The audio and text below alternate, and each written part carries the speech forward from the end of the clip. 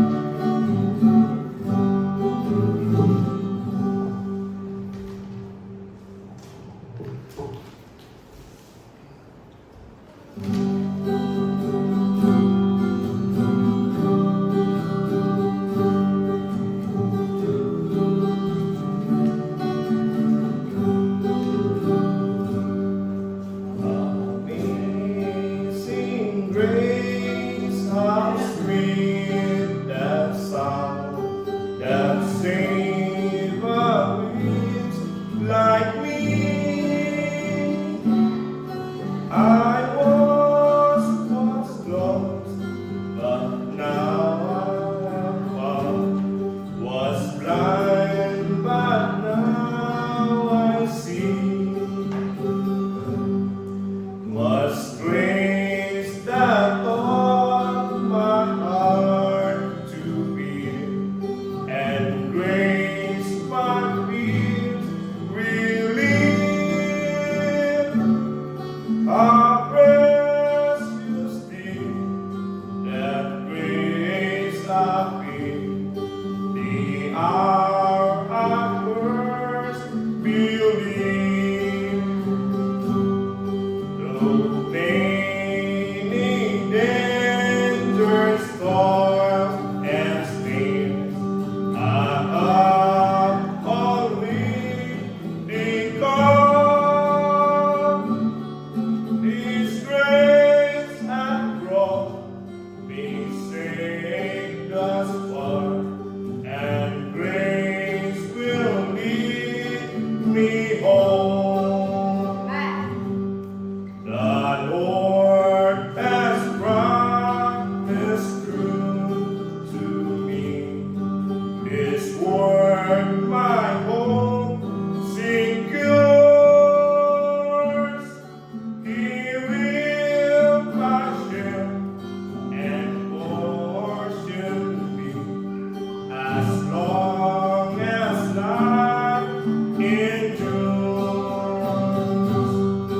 When we've been there 10,000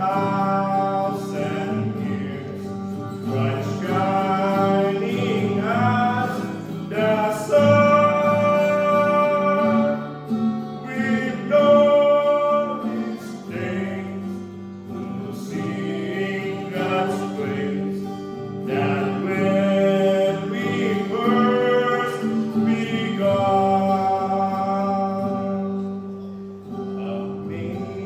amazing grace, how sweet that sound. Amen.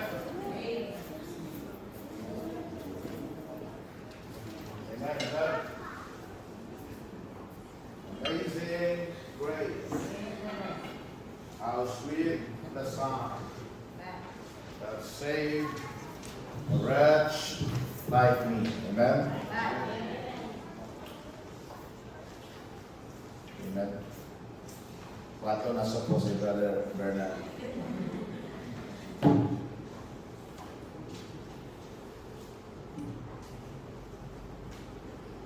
Amen.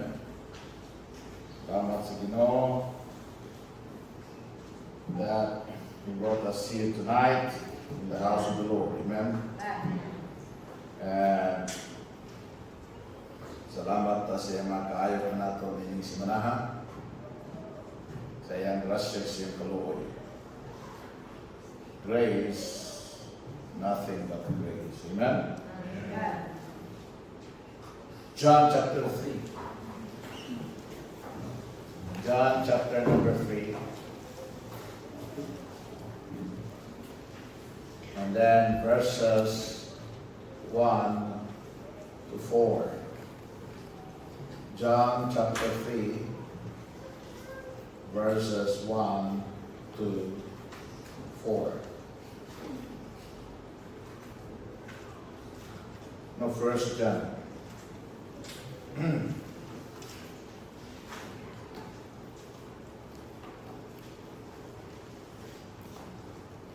Rather, 3 John.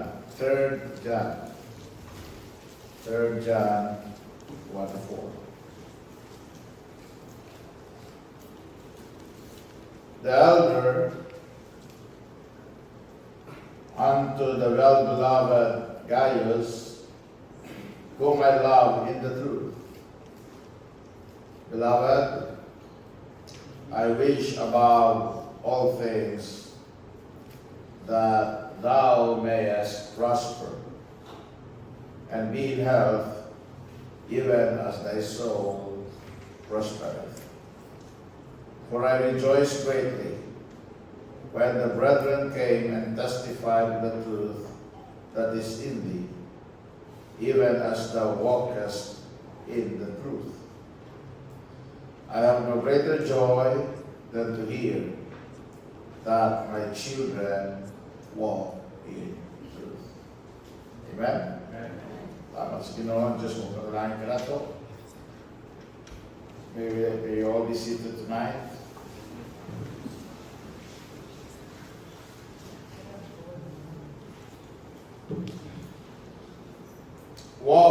Walking in the truth.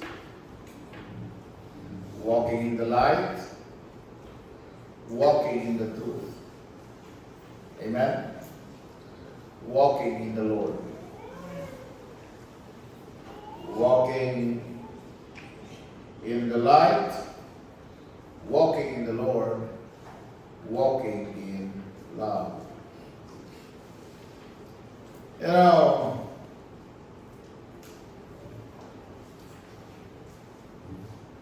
the Apostle John, migamit siya nining pulong truth.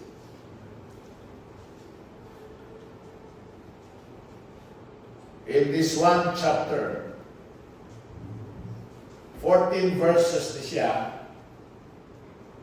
and then 7 times in this chapter with 14 verses,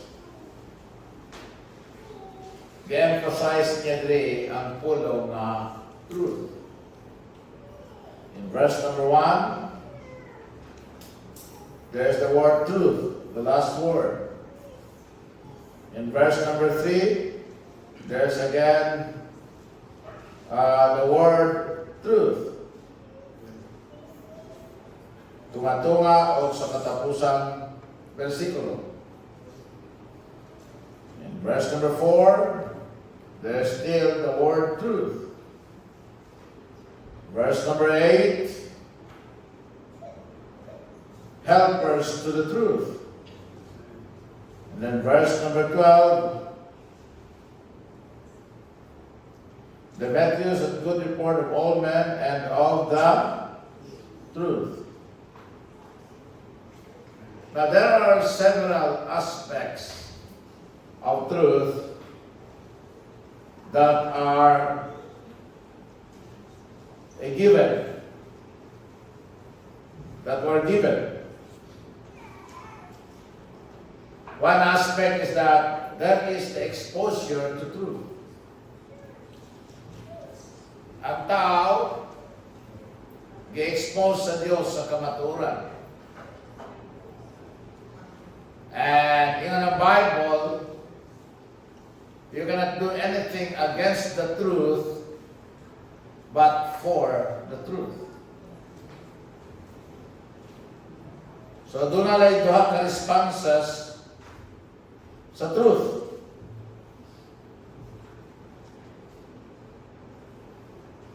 Receiving the truth and rejecting the truth. There are those na mudawat sa kamaturan, and there are also those that reject the truth.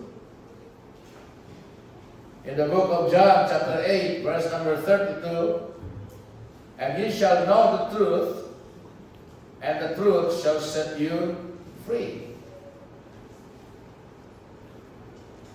1 Thessalonians chapter 2, verse 13, for this cause also, thank we God without ceasing, because when ye received the word of God, which ye heard of us, ye received it, not as word of man, but as it is truth. Amen? The word of God, that effectively worketh also in you that believe. What pasabot na inso ng kamaturan na expose kita sa kamaturan, pinagi sa pulong sa Ginoo. Amen? Ang pulong sa Ginoo ang kamaturan, it will set us free if we believe it. Amen? So when you receive the truth, you will be set free. Then, when you reject the truth in the Bible, sa 2 Thessalonians chapter 2, verse 10, and with all deceivableness of unrighteousness in them that perish, because they received not the love of the truth, that they might be saved. So when you receive the truth, you know the truth will set you free. But if you reject the truth, you remain unsaved. When you receive the truth, you become saved. But when you reject the word of God, the truth, you will be damned. Amen? And for this cause, verse 11, 2 Thessalonians chapter 2, verse 11, God shall send them strong delusion that they should believe a lie. When you reject the truth, what you will have? What will be left that you are going to have? Lies. Diba? Hindi mo ganyan na isalikwen kamaturan ang magpabilin sa imo ang mga bakat. Lies. Amen? Lies. You will believe a lie, that they all might be dumb who believeth not the truth, but have pleasure in unrighteousness. So, usa sa mga pag-ampo ni Apostol Pablo na atong mabasa sa 2 Thessalonians chapter 2, verse 25, is that ang tao na naa sa mga kasaypanan o mga baka mudawa sa kamaturan or makadawat sa kamaturan. In meekness, in the Bible, instructing those that oppose themselves, if God peradventure will give them repentance to the acknowledging of the truth. Ano yung magunin? Ang tao karoon na sa bakat, nagkinabuhi sa bakat, nagkinabuhi sa errors. Because all he have is lies, di ba? Or lies. So in the Bible, he exposes kamaturan. And when he is exposed to the truth and he received the truth, he acknowledged the truth, what happens? There will be repentance. Amen? And turning away. A change of mind. And a turning away. That caused the turning away. Baka na ay sayop ni, bakak ni, di mao, di tama. So subo niya iyahang na una. And then, he will favor the truth. When he does that, the Bible said, he got saved. When he does that, the Bible said, he will be set free. Amen? When he does that, the Bible said, he will be in the light, he will be in the Lord, he will be in God's love, he will be in the truth, walking in truth. Amen? So, very simple ang pulong sa Ginoo sa iyang pagpasabot sa kamaturan. So, there's the exposure of the truth, and there is the expectation of truth. The expectation is simple. Once you have been exposed to the truth, what? Walk in it. Amen? Walk in it. Na magpabilin mga silit tinood. Na nahibaw naman ka sa tinood. Amen? Na magpabilin mga sagit na naa may kahayag. Nga anong at tumandyo ka sa lisod, na naamay sayon. Nga anong at tumandyo ka sa dili sigurado, na di amay sigurado. Amen? Nga anong at tumandyo ka sa way klaro, na di amay klaro na malangit ka. Nakasiguro ka. Amen? So you are expected to walk in the truth. In Luke chapter 14, verse 28, the Bible said, "For unto whomsoever much is given, of him shall be much required." Put pasabot. If you are given the truth, you receive the truth, then the truth will be required from you. You will be expected to always tell the truth. Amen? To always be truthful. To always be honest. Amen? Colossians chapter 2 verse number 6. The Bible said in Colossians chapter 2 verse number 6, "As ye have therefore received Christ, Jesus, the Lord, so walk ye in Him." So, kung ikaw nagtagaan, kadaos kamaturan, walk in the truth. Kano saan mo nadawat ang kamaturan? When you receive Jesus Christ. So, because you have now received Jesus Christ, walk in Him. Walk in Christ. Amen? Kaya magpasabot na, di ka magkinabuhi na dili kabubuto ni Kristo. Di ka magkinabuhi na supak sa gusto ni Ginoong Jesucristo. Dili ka magkinabuhi na sukwahi sa mga gawi o kinaiya ni Ginoong Jesucristo. Yan to, di ka muadtong mga dapit na dili wala ginadtuan ni Ginoong Jesucristo. Di ka magsunog sa mga silina na wala ginasunog ni Ginoong Jesucristo. Amen? Di ka makikuyog sa mga tao na dili gusto ikuyog ni Ginoong Jesucristo. Once you have Christ, you receive Christ, you are expected to walk in Him. Once you are taught with the Word of God, once you are exposed to the Word of God, then gidawat naman po sa Ginoo, mayroon kang gidawat na po, then you are expected to walk in the truth. Amen? That's the expectation of the truth. Amen? There is the expectation of a love. There is the expectation of a lifestyle. Amen? So, if you are in the truth, you are expected to love. Because in the Bible, so verse number 1, amen?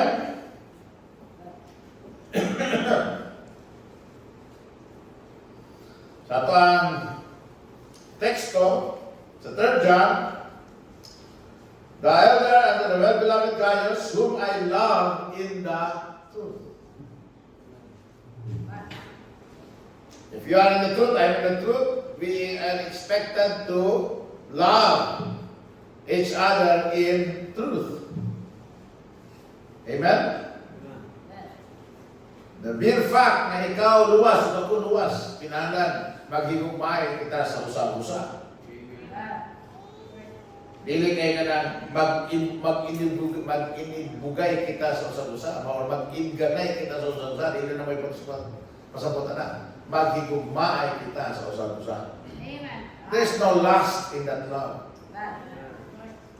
By the way, ang mga mga young people na dito sa camp, lust is evil.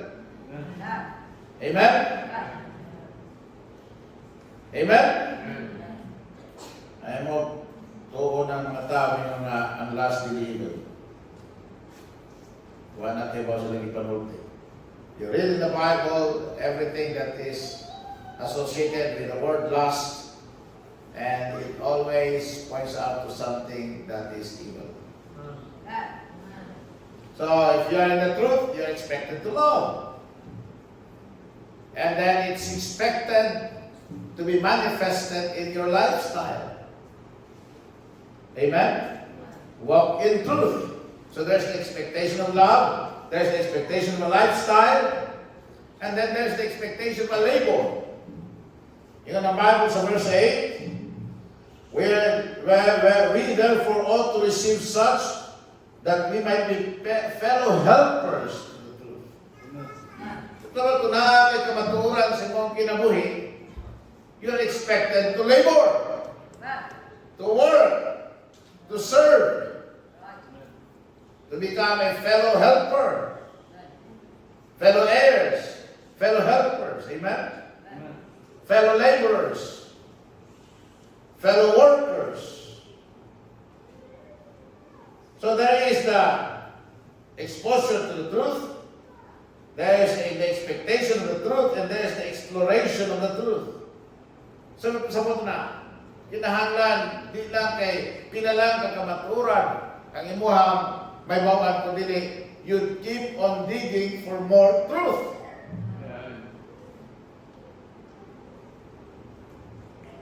Isa man nakasuway ng panginhas. Dili siya yung panginhas, no? Isa nakasuway ng panginhas, rin. At tagat, mga kinason. Dili siya yung panginhas, no? Kung kinuuray doon ang manginhasay, magdaladala doon ka dito o basket o kanang guna or something ang pang-dig. Kaya kung makakuha ka, di ka makaingon na tama na ni. You keep on digging. Amen? You keep on digging. If you want more, you keep on digging. Parehas po na sa bulawan. Kakuha ka ang pan. Kana na ang bina. You keep on digging. Amen? More truth requires more digging. Because not all truth is on the surface. Dili tanang kinason na sa ibabaw, na sa ilalom. Dili tanang bulawan na sa ibabaw, na pag sa mas ilalom. Amen? So those that hunger and thirst after the truth must search it out. Manayin ng Bible, rightly dividing the word of truth. So, what do you do to have more truth? The Bible said in 2 Timothy 2:15, study. Amen? Study to show thyself approved unto God. Kapag mga lagad si Ginoo, natapulan mo mag-study, ayaw mo pag-expect na magamit mo sa Ginoo. Magpataka lang niya magyaw-yaw dito. Magpataka lang niya magyawit. Ang imuhang one is you only depend on your own understanding. Amen? And the Bible study to show thyself approved unto God. A workman that needeth not to be ashamed. Now, in John chapter 3, or John, 3 John, verse 4, ingon si Apostle John, I have no greater joy than to hear that my children walk in truth. Wala ko na siya mas dako pang kalimpay nga makadungog, labaw nga makadungog, nga ang iyang mga anak naglakaw sa kamaturan. Amen? So, There are several things that we can learn from this passage tonight. First, the repetition. Walk in truth. Now, walking is step by step, by step, by step. Amen? May mga ka naggalakaw, paggalakang ka. Amen? Galakad ka. Naglalakad ka or nagalakang ka. A journey is made out of steps. Amen? Kung mo nga kuhaan na dito sa gym ang silhig, what do you do? Hulupad ka. Sakay ka pag helicopter. But kung isa kung sakay ka helicopter, patungin sa helicopter, maglakaw ka. Mulakaw ka. Amen? Muhimo yung steps. A journey from this point to that point is made up of steps. Now the Bible said that the Christian life is a walk. Ang Kristohanong kinabuhi, lakaw ni. Amen? And the Bible said, ang atong paglakaw is, we walk by faith and not by sight. Maglakaw kita, pinaagi sa pagtuo, o dili pinaagi sa atong mga mata. There are so many people that got derailed trying to live the Christian life and will get derailed trying to live the Christian life. Amen? The Christian's walk with God is obeying truth today. Ang Kristohanong pagkinabuhi diya sa Diyos, lakaw diya sa Diyos, mao ka ang pagtuman sa kamaturan karon. Amen? O ang padayon, pagkanunayon, mapabilinon, nga paglakaw sa kamaturan, pag-obey sa kamaturan, pagtuman sa kamaturan, pagbuhat sa kamaturan. Because once you quit obeying and doing the truth, you get derailed. Amen? All of it, all day long, mga igsoon. Amen? Kinibitaw kinabuhi, natulog na, pagbuhatan sa buntag, lakaw na po. We do it over and over and over again, and again, and again, and again, and again. Muna ang Kristohanong kinabuhi. Kung magsimba ka, simba na kita. Balik-balik ito kang simba. Simba na kita, simba na kita.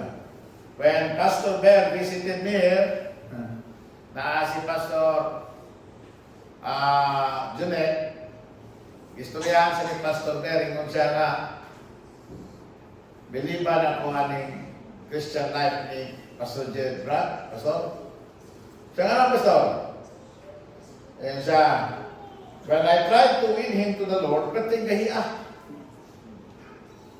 And then, sulti niya nga, maabtan ng debate, alas 2, alas 3. Kung ikaw mo ay naningkamot na madala ko sa Ginoo kanito, di ka kabanta. Madiscourage ka sa kuha. But then, he would stay with me until 2 o'clock, 3 o'clock in the morning, pamunta na. And then until nga, sige siya pag-invite, hindi kumato, hantong na ka-invite, naningon na dyan ko nga, may isa siya ko sa siya undang-undang. Amen?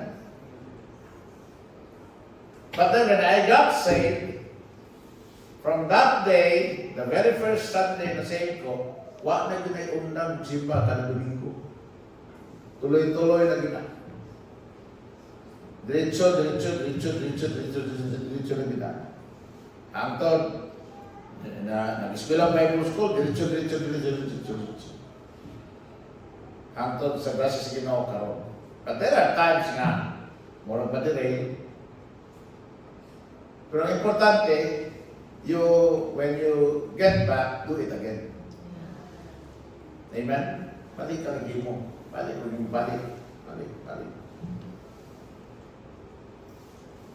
Naligaw ko kay Semo Solte nga kalimot na biyak ko kami ito sa pitsura. Kalimot na mo kanito ba sa ito ang dagway, sa ito ang gawin, sa ito ang style. Pero samtang nag-istorya sa Pastor Binet, siya mo ay naghatag o picture. Siya mo ay naghatag o ulagway kung saan ako mulagway kanya ito. Yung sa akin si Pastor Binet, so na taas kayo buhok. Yan ito ni si Mahan, taas kayo buhok. Kanya, ang sinininaan ni, mga choy kayo. Na, sige inom dito sa kanto. Na, naghaning mga kontra dito. Ano bang istorya? So, ako nakalimutan pa na. Hindi na ako kayo ma-picture out. Pero ma-picture out niya. But what happened was, I understood that once you are in the truth, you're expected to walk in the truth. And to continue walking it. Amen? And doing it again and again and again and again and again and again. Stop is so bad. Kaya kinahalang mo, tubo ka pa sa kamaturan. Then you gain more truth sa mga kinabuhi. So that you can have something to go against the lies sa kalibutan. Bago sa kada adlaw tagumbahan ng bakat sa kalibutan. Makinahanglan tagdaghang kamaturan sa atong kinabuhi. Amen? So walking in truth.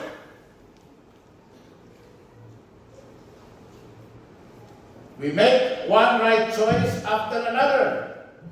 We make one biblical decision after another. When we are faced with a decision, we refer to the Word of God and then obey the Word of God. Mo na walking in truth. Mo na sabot sa walking in truth. Amen? Sa nalipay ko, ng ako mga anak, naglakaw sa kamaturan. Nagkinabuhi sa kamaturan. Amen? They always try to make the right choice. They always try to make their decision scriptural, biblical. Amen? They always try to obey God. Then there's the relation. Ingon siya. Beloved, I wish above all things that thou mayest prosper and be in health, even as thy soul prospereth. For I rejoice greatly when the brethren came to testify the truth in thee. Even as thou walkest the truth, I have no greater joy to hear that my children walk in truth. So the relation. Gitawag ni John. Doon na siya gitawag ni my children. You know, this is an old preacher referring to his children in the faith.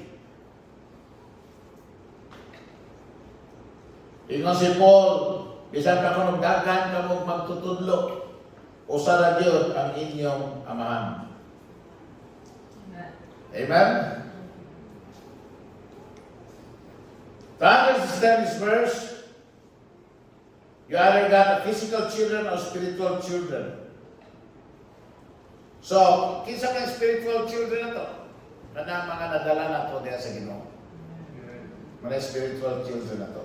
Nga lipay jud ta kung inikatigulang na to. Para si Jan, matigulang na si Jan ni. Nga inikatigulang na to, ang katong mga nadala na to diya kay Ginoong Jesucristo, naalang gyapon nagpabilin, naglakaw sa kamaturan. Amen? Nila pa ng gungis sa kamaturan. Nila pa namuti na lang ang buhok sa kamaturan. nangalubo na lang ang hipon diha sa kamatuoran. Amen? Nagkamok-kamok na lang, pero naalang gihapon sa kamatuoran. Sabay ka ba mo sa kamok-kamok? Mura ba ka ng kariton ba nga, o mong itulod, ang ligid ito ganahanan na, mura katumbaw na nga,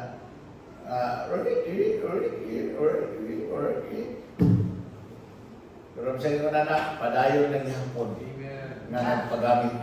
Padayon ng gihapon gigamit. Padayon ng gihapon mapuslanon.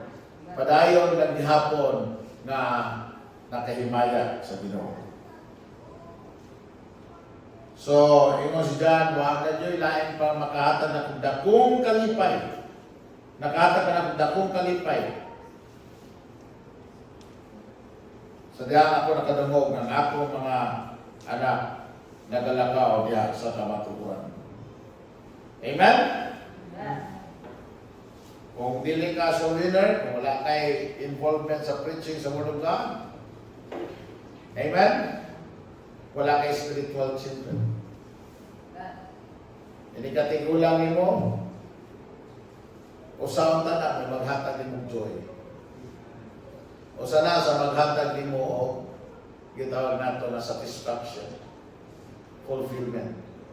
Diba kung saan kinibungan nato niya sa Ginoo? Maunay gitawag nga ebidensya yun. Ebidensya po ni, vindication ni sa imuhang faith, sa imuhang kaluwasan. Mao gini buraog ka nang gitawag pa nga ebidensya iba na nangalagad yun ka sa Ginoo. You understand me? Amen? Nga nangalagad yun ta sa Ginoo. Kaya naagod tayo anak diya sa Ginoo. Amen? So, there's the relations. And then the reputation. To hear that, ano man ka na, makadungog ako. Kasagaran madungog, kumusta naman si Juan? Ay, wala naman to. Kaya nag-istorya na ato sa nag-istorya si Pastor Sanz o si Pastor Pig. Brad, kumusta naman to si Juan? Brad, ito ang iyang asawa bitaw, na. Saan, kumusta sila? Kuan ba to? Kanang faithful na ba ito to? Kanang minang sa Bible study, patayo lang ito sa Juan. Hindi mo na si Pastor Pig siya. Wala naman to. Wala na to. Ano na? Nakita na ko sa kanya. Paano man to? Nagkanugol. Diba? No? Diba? Pero kung sa ilang istorya, ay naabag, faithful kayo. Pabilin. Kuhan kayo, supported kayo. Sumulahatod sa Ginoo. Usa sa akong mga pillar sa church. O, diba? Lami kayong paminaw. Amen? Makaingon yun, katulad sa Christ sa Ginoo. Faithful man dito. Nakasabot yun sa kamaturan. Pero mubiya, maubito sayang, no? Sayang nga ibiya. Makapag-uol. Pero makalipay, yun ang Bible, makalipay. So, kining bunga na to sa Ginoo, anak na to sa Ginoo, na makita na magpabilin, mo na say kanang gitawag na record. Madalag ko din yung word nga magipagita kanina. Record. Mao kita yung record. Amen? Amen. Nga ang ato ang gihimo kamatuoran yun. Nga diha yun, naghimo kita sa kamatuoran. Kaya doon ay mga tao nga nakadawat sa kamatuoran, kunya nagpabilin sa kamatuoran. Amen? So, the Bible said in verse 12, dalawa. Verse 12. Tatong teksto. Demetrius had good report of all men and of the truth itself. Amen? Doon na siya good report. Nindot ang reputation sa tao na naglakaw sa kamaturan. Good report. Maayo ang imong madungog. Mga pagdaig. Amen? Mga pagdasig. Mga pagdugang. Muna ito madungog. You know, people will be people. They will talk. Di mo makontrol ang tao sa iyang baba. But what you can control is what they are going to say about you. Amen? That is true. So, dili mo ang tao, dili mo makontrol, mutabi yun na. Pero, kung mutabi na malanggaling siya, pili nga makontrol mo kung sa hindi tabi. Si Kuan honest to, si Kuan kugihan to, si Kuan abject to, si Kuan to masaligan to, si Kuan ay faithful to, si Kuan ay Kuan dito kanang kauban yun na to, di yun na to, kaaway, kakampi yun na to, di yun ka malanganin na to, kung sa'yo mo insulti ato, wag yun, Kuan yun mo ato, kanang makalampos yun mo ato, kay masaligan to, ba? Kamaturan. Pero kumusta si Kuan? Ay, ambot lang. Naay na graduation man sila si Pastor Prime silang Bible School. Naglalis sila kung pag-graduaton bagdi ang mga estudyante. Nakahuman mangod o eskwela. Nakahuman sa eskwela. Pero hasta matapulan. Hasta nahuman na lang eskwela, wa gihapon ka ibaw kung sa responsibility sa truth. Rules. Wa lang gihapon leadership. So pag-graduaton na rin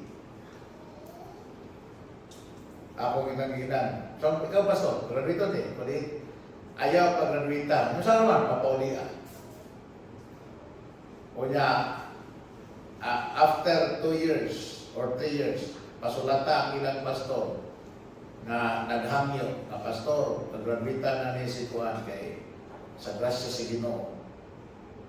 Kuan na yun masaligan na. Leader na yun. Amen? Pag-graduaton ni mo na, tapos may mong kaagan. Ngayon ba mga Bible student dito? Hindi na pag sa liman ni sila lang. Napoy lang ba? Sa classroom, mga multi na. Lingaw kayo sila masiro sila. Or kanang gamay na bitaw ang buha. Katawaan na tayo, iyan na tayo. Hindi pa nakita ka maghila. Katawaan lang. Di ka mag-uol, kagabay ang kuha na Bible mo ito na kinabuhi naman natin ng mga Christian ng Bible. Amen? Sa pagtuon pa lang gani, wala na. Mabitaw ni Kuyawan pa ni James, John Mark.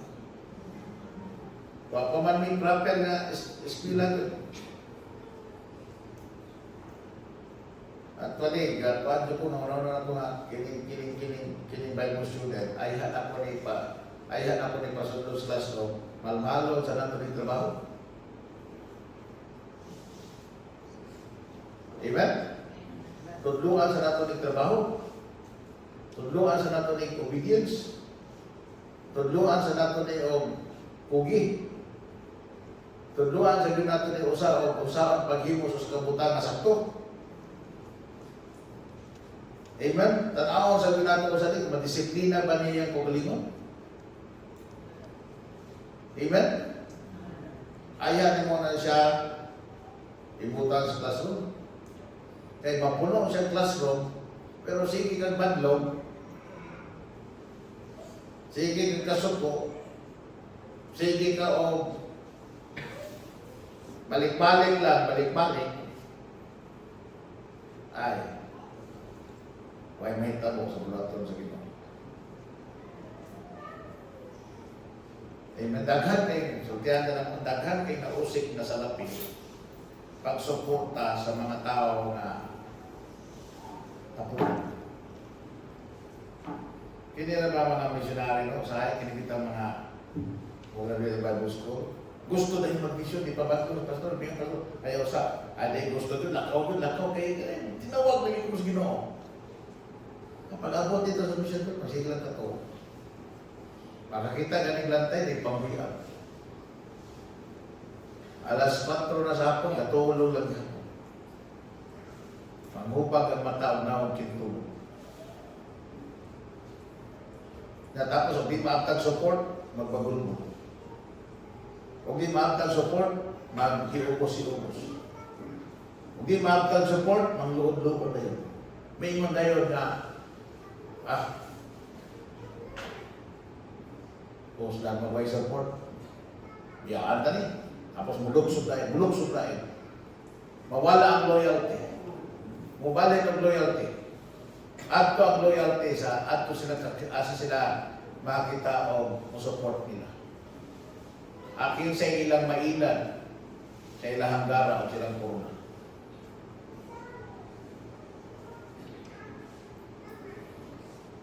Muna nga, daghang kayong simbahan na discourage na.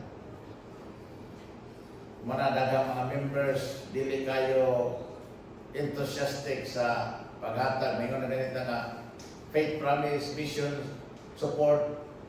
Di kayo kay ang una-una mo nagunsa ka na dito. Baka na magsigilang lingko dito, baka na magsigilang mo laroy dito, baka na magsigilang katulog dito. Di ganin mo na madisiplina, imo ang kagalingon din eh. Di ka disiplinado dito. Wala na may magtanaw ni mo dito. Wala na may magbantay ni mo dito. Wala naman kay mubadlong dito. Dire, bita pa, mabadlong-badlong. Ito nga, ikaw pastor, sa ikuhato naman na. Ikaw nga, papolio na ko na. Hindi na ko na pag-graduator. Papolio na ko na. Pa-work ko na dito siyang pastor. Kung tinuod na siyang tinawag sa Ginoo. O niya, pag ang iyang pastor, kita na nga okay na siya, muhimo ng iyang pastor o recommendation nga pag-graduate siya, pero i-validate sa nato.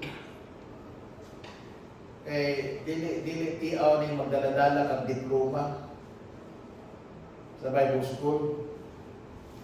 Kunya, pagkawaman, pag-organize na ka, kinaay i-support ni mulain, usbon din mo ang imuhang mga sinusima, tapos magpa-organize ka usap, magpa-sit out ka usap, mangayon ka usap ang authority. Tungos ka bright.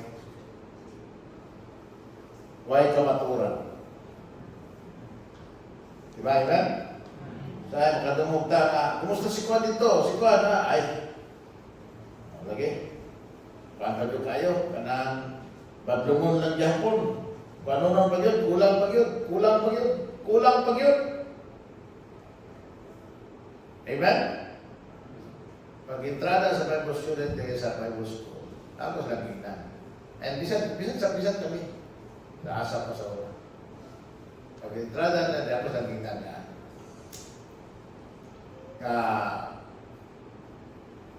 Ang inyong makatunan din dili ang diri. Kaya ang parang diri, kaya nang itudlo sa inyong pastor. Kung saan ko na ikatudlo na ko ninyo from the Bible about ni James, about ni John, about ni Jude, about ni Jesus Christ, about sa church, about sa soul winning, na dili kaya itudlo sa inyong pastor ninyo. Right? Pero ang Bible school is a place where you learn to discipline yourself. Mo ang lugar na diin tudluan ka kung saon nga ang imong kinabuhi, ang imong gawi, mahiuyon yun sa ministry. Amen? Sa pangalaga sa Ginoo. Kaya kaya pangalaga sa Ginoo, dire. Amen? O dire. Still. Dili. Kadagang bright. kalibutan. Eh, so tiyan na mo, kung magpastor na mo, daghan ang mahimong membro ng bride. Mas bright pa ninyo. Eh, so tiyan na mo, ang mga dakong problema o niyan ninyo sa ministry, kanang mga bride. Ang mga bride pa ninyo. Mga bride, dire, pero wala dire. Mga bride dire, pero wala dire. Amen? Mga bride dire, pero walay grind, walay grit. And muna nga ko nga mas maayo na papuliw nila ito yung diploma. Kaya mas lisod mo bawi og diploma. Wa sa diploma mahatag nimo tapos gibinuangan na nila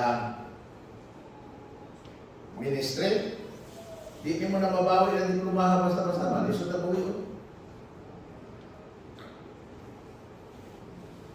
Diba? Pero kung panalitan, pila na katuig, tiguan lang na tadiri. Tiguan ng mga pastor na membro, na teachers, instructors. Inigpangutana, kumusta man si Rodney? Kumusta man si Reverend? Kumusta man si Gideon?